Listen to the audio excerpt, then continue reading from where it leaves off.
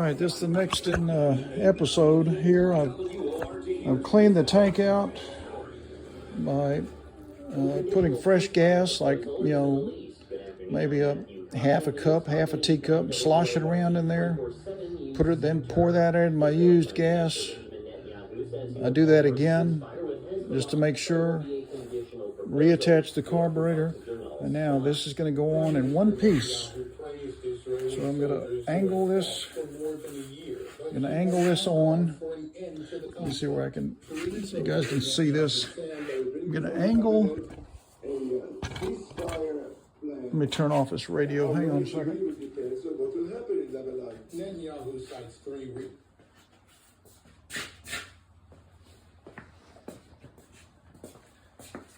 Okay, I do this with most mowers. I try to remove the tank and the carburetor in one piece.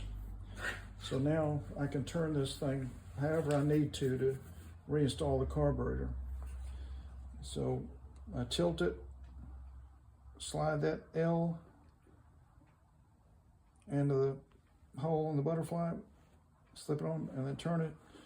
Very nice. Slips right into place. And now, oh, by the way, I have reinstalled the manifold gasket and the white clip that retains it. And this gray piece, on some carburetors are white. If they're white, they have a hole in them. I actually prefer that. I'm not sure what Briggs is trying to accomplish by having a useless piece of plastic there without a hole in it, but that's another story. So you got to slide it. It's a little bit tricky. You got to slide that plastic piece right there and be very careful that it doesn't pop out, because it's going to go in that slot right there. There's not much room for error. So you're going to see me wiggling that. If it pops out, then I'll just reinstall it from the side. That's not the end of the world, but it's just more work. So I'm going to get this sort of in place to where it's supposed to go on, and now I'm going to lift up and put this tank on. That was really easy. Let's see, I think I can film this with my... Okay, so there it is. I've got this in that groove in this metal where it will slide into place. Now it's gonna fit on there. You probably have to push it this way a little bit. Let me get that on there. There we go. Okay, now wiggle, wiggle, wiggle, wiggle, wiggle, and push. You don't want to wiggle too much, or that gray plastic piece will pop out because it's up against metal. So I'm going to push, push, push, push, push, push, and it is flush now. See that? So it's flush. So this is good.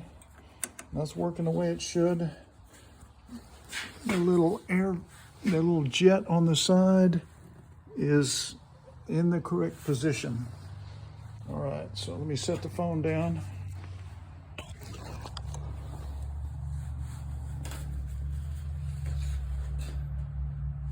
That's all good.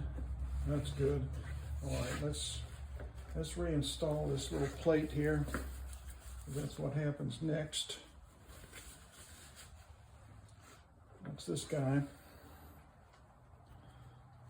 And my theory now, since this has the gray piece with no opening in it, if I'm priming this, I'm going to try and remember to push the primer and then remove my thumb so it fills with air through that little opening right there. Instead of leaving my thumb on there, I'm going to pull it off, let it pull in air, and try that. I don't know if that'll make a difference or not, but I'm going to try and pay attention to that. All right, so I've got to connect this piece here to that hose. You don't want to forget that. That's the crankcase vent. This has to kind of be angled in. That's a opening so this tank vents this little thing. There's a tiny little hole in the end of that. Okay, so that now I can slip that around. I think those screws are in place.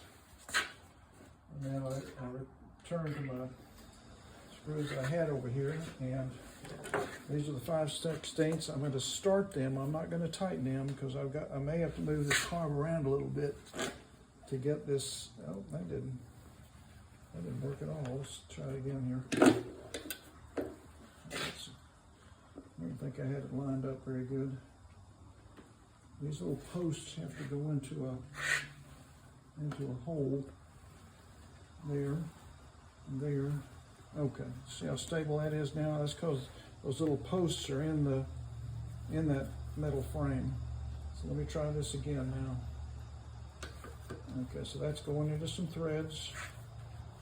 And now we come over here on the inside, on the inside of the plastic. And I'm not going to tighten these, I'm just getting them started because I'll probably have to come back and wiggle this carburetor around. I want to be able to do that without these things being locked down. Yeah, come here, you. Not easy, not easy. All right, here we go. Okay, I think, yeah, got that one started. Make sure I'm still filming everything. Yeah, it's going good. There we go. So the next thing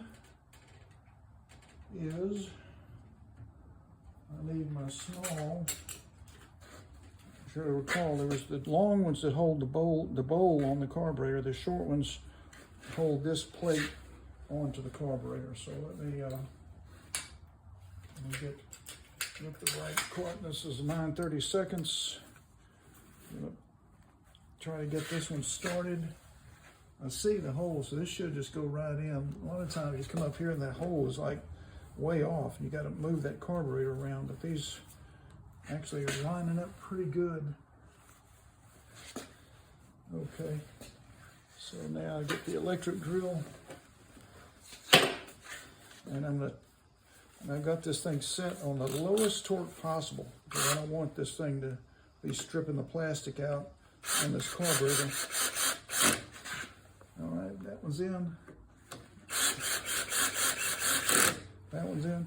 So now this is connected the way I want it to the carburetor. Now I can tighten these with the 5/16 socket. I'm going to torque these a little bit higher because I'm not worried about stripping any plastic.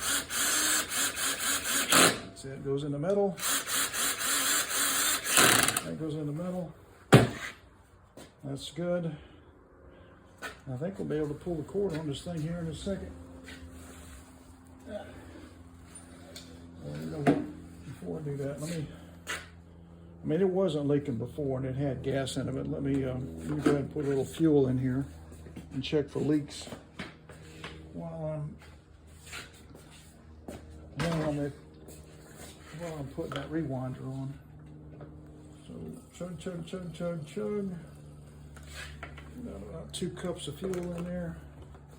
No need to overdo that right now. I'm going to be watching under here to see if anything leaks out because of a stuck, a needle being blocked open or something, but I'm not expecting that because it wasn't doing it before. Let me get my rewinder up. I want to make sure it's not twisted around the handle. Ease this into place. We have to wiggle this to get it. There we go. Now it's seated. And that is going to engage the starter cup. All right. So let's get my 3. 1, 2. I think the third one may still be stuck under this silly. Yeah, it's back there under the plastic. So let me see if I can get to that.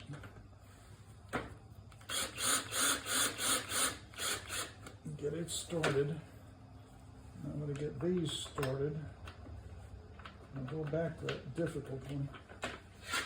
Okay, I have to move it this way. Because I could see the hole down there. And that one's perfect, so this should just go right in. We've got about 3 or 4 clicks of torque on this thing. That's good. All right, let's do the last one.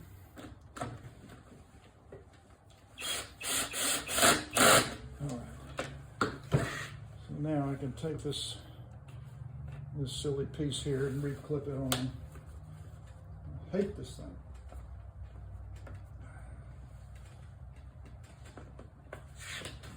Just It's ridiculous how tough that is. Let me push down on it.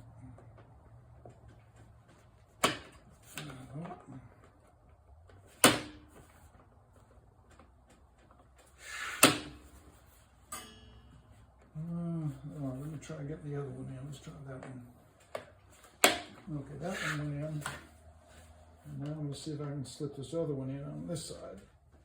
Come on, dude. There we go. All right.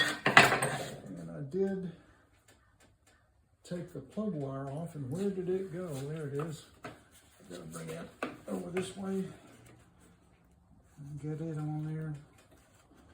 I have not checked the plug. I'm going to assume it's going to be okay. All right, let's get this guy out here on the ground and pull the cord. Sorry, not guy, this is Sansa. Let's get Sansa on the ground.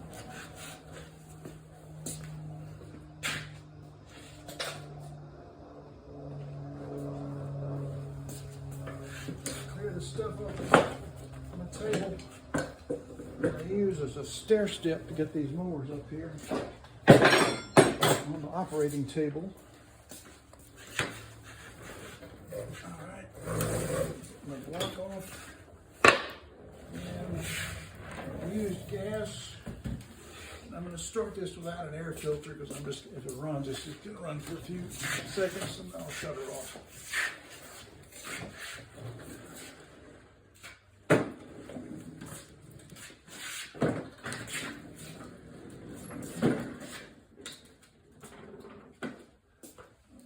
Insert this in the camera. I'm hoping it doesn't blow oil everywhere on my nice clean driveway. We'll find out.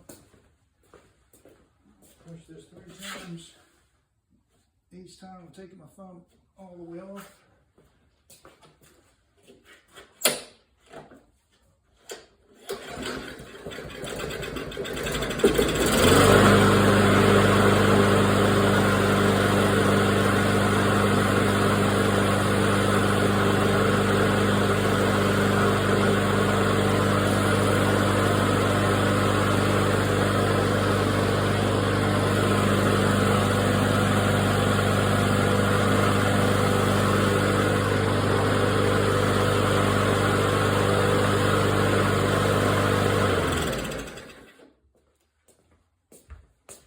That's going to be a great mower. It smoked a little bit when it started, but that's okay. It does have a little too much oil in it, which can contribute to that, so I'll probably drain that off, but that's a nice little mower. So Sansa's been saved, and we got her going good. So stay tuned, and we'll fix some more mowers together. Thanks, guys.